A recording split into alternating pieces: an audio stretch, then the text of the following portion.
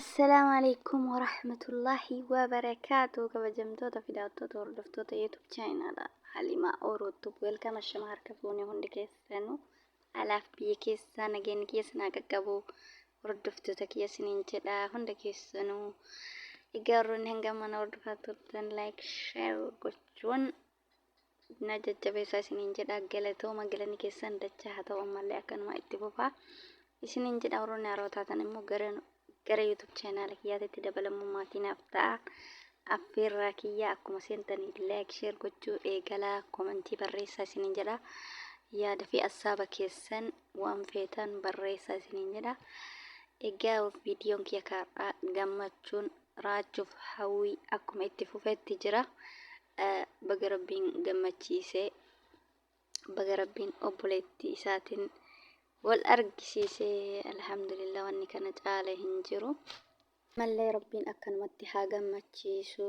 Hedduu gammadee raachuuni namoota obboleettii ofii dhaban, namoota obboleessa ofii dhaban, namoota hiriyaa ofii dhaban Rabbiin akkanumatti waliin haa gammachiisu.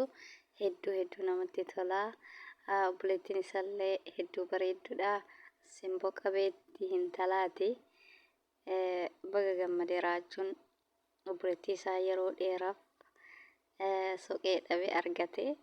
Baga gammadee ammallee gammachuu itti haa fufuu. Namoota gammachuu yaadan kamiyyuu Rabbiin akkanuma gammachiisee gammachuu isaanii haa agarsiisuu fi haa baasu.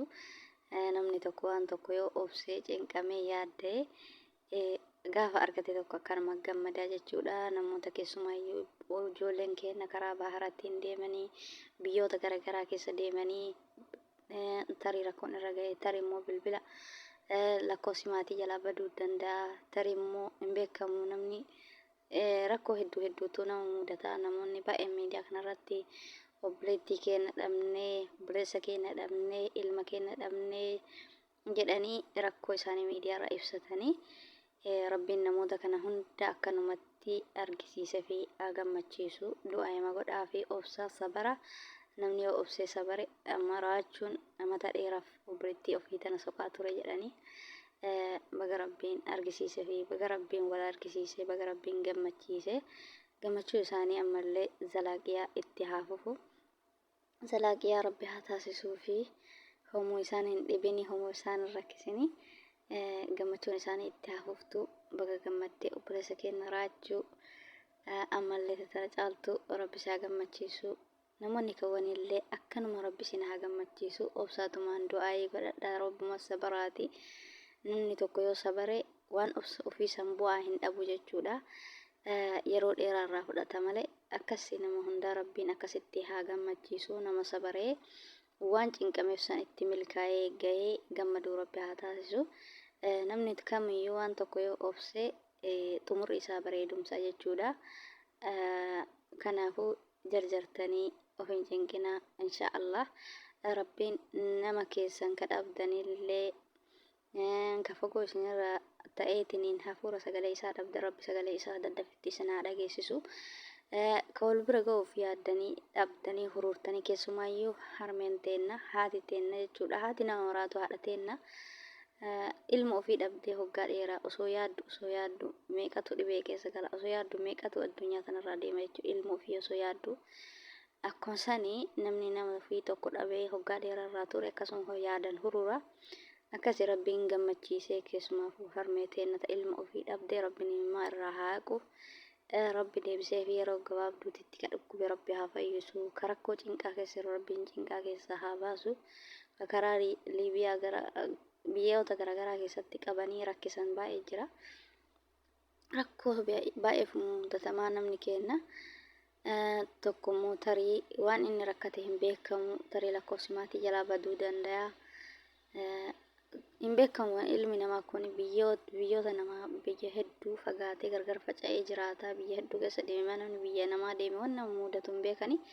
Rabbi hunduma keessaniifuu rakkoo hamtuu, rakkoo cinqii, rakkoo hin taane Rabbi isinirraa haa qabu. Gammachuun kan nama kamiitu gammachuu zalaaqiyaa haa taatu.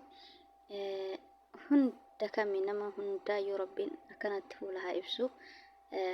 hunda isaatu rakkoo keessaa baasee rabbi haa gammachiisu. Gammaddii itti fufii jennaan raachuuf hawwii obboleewwan lamaan gammachuun keessan ammallee itti haa fufu. Jabaadha baay'ee raachuun baay'ee gammadee dura akkanatti mirqaana hin qabu baay'ee mirqaane dhugaadha namni ofii obboleettii ofii hoggaa dheeraa dhabee maaltu akka itti dhaga'amu martuu ni beekna jechuudha. Obboleessa gaarii qabdi hawwiin jechuudha. Obboleessii tokko ni jira ka obboleettiin tiyya garam dhayiteetu isaa nama quba hin qabne kan cinqabne jechuudha. Obboleessa jechuun ka obboleettii ofiititti ofii cinqamu jechuudha. Obboleettii ofiitiif yaadda'u. Rabbiin obboleewwan keenya mara akkasuma nu haa godhu. Obboleessa akka abbaa akka hiriyaa akka abbaa ta'ee nuuf yaadu jechuudha. Rabbiin akkas nuuf haa taasisu. Gammachuun keessan itti haa fufu. Baga gammaddan isiniin jedha. Raachuu fi hawwii hedduu bareeddanii waaw hedduu namatti toltanii ammallee gammadaa itti fufaa isiniin jedha. Raachuuf hawwii egaa hordoftoota kiyya gammachuun raachuuf hawwii baay'eedhas nama jedha.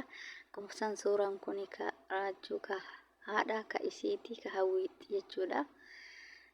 Rabbi waliin haa gammachiisu. Rabbi umrii isaanii waliif haa kaa'u. Umrii dheertuu rabbiin haa kennuufi fayyaa bareeddu jiruu bareeddu zalaaqiyaa gammachuu rabbi haa taasisuufi hunduma keessanuu akkanatti yoom obboleessa kiyya argaa yoom obboleettii kiyya arga jettanii biyyoota garaagaraa teettanii wal dharraatanii rabbi akkanatti isin haa gammachiisu isiniin jedha. Egaa hordoftoota kiyya anallee gammachuu raachuuf hawwii zalaaqiyaa sammuna kana gammachuu hedduu yookaan caffaranii yookaan taphatanii yookaan bakka adda addaa bashannananii hedduu namatti tolanii wal bohaarsanii bakka adda addaa deemanii suuraa ka'anii torbeen kun gammachuma isaaniiti. Ammallee rabbi haa gammachiisu itti haa zalaqu gammachuun keessan itti haa fufu isiniin jedha. Egaa hordoftoota kiyya viidiyoon kee kaarraa qabadhee dhufee kana fakkaata. Hanga viidiyoo biraatiin walitti deebinutti nagaa naaf tura. Gammachuun raachuuf hawwii akkuma isaanii das jedhee anillee dasna jennaan irraa dubbachuu dhufee guyyaa har'aa viidiyoon kiyya kana fakkaata. Hanga viidiyoo biraatiin walitti deebinutti nagayaan naaf tura isiniin jedha. Horoonni haarawaa taatan YouTube channel kee dabalamaa. Bye bye.